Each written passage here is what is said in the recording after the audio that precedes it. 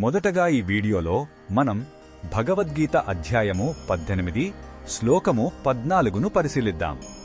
మోక్షాన్ని ప్రసాదించే ఈ చివరి అధ్యాయంలో శ్రీకృష్ణుడు కర్మల వెనుక ఉన్న సత్యాన్ని వివరిస్తున్నాడు. మనం చేసే ప్రతి పనికి ఎవరు కారణం అనే గందరగోళాన్ని ఈ శ్లోకం తొలగిస్తుంది. మొదటగా ఈ పవిత్ర శ్లోకాన్ని భక్తితో విందాం. అధిష్ఠానం తథా కర్త కరణం చ పృథగ్విధం వివిధాశ్చ పృథక్ చేష్టా దైవం చైవాత్ర పంచమం. ఈ శ్లోకం అర్థమేమిటంటే, ఏ పని జరగాలన్నా దానికి 5 కారణాలు ఉంటాయి. అవి అధిష్ఠానం అంటే మన శరీరం, కర్త అంటే అహంకారం, కరణం అంటే మన ఇంద్రియాలు, వివిధ చేష్టలు అంటే మన ప్రయత్నాలు, మరియు 5వది దైవం అంటే భగవంతుని సంకల్పం. ఈ 5 కలిస్తేనే ఏ పనైనా పూర్తవుతుంది. కేవలం మన ఒక్కరి వల్లే కాదు.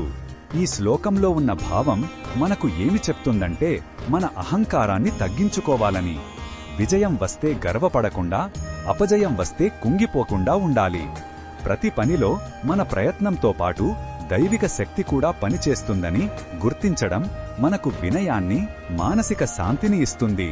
ఈ బోధనను మన దైనందిన జీవితంలో ఎలా ఉపయోగించుకోవచ్చు అంటే, మనం చేసే ఉద్యోగంలో లేదా వ్యాపారంలో మన వంతు ప్రయత్నం మనం చిత్తశుద్ధితో చెయ్యాలి. ఫలితం ఎలా ఉన్నా దానికి అనేక కారణాలు ఉంటాయని అర్థం చేసుకుని దాన్ని ప్రశాంతంగా స్వీకరించాలి.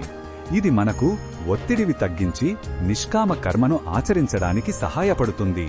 మరిన్ని భగవద్గీత శ్లోకాల అర్థాన్ని తెలుసుకోవాలంటే మా తదుపరి వీడియోలను తప్పకుండా చూడండి.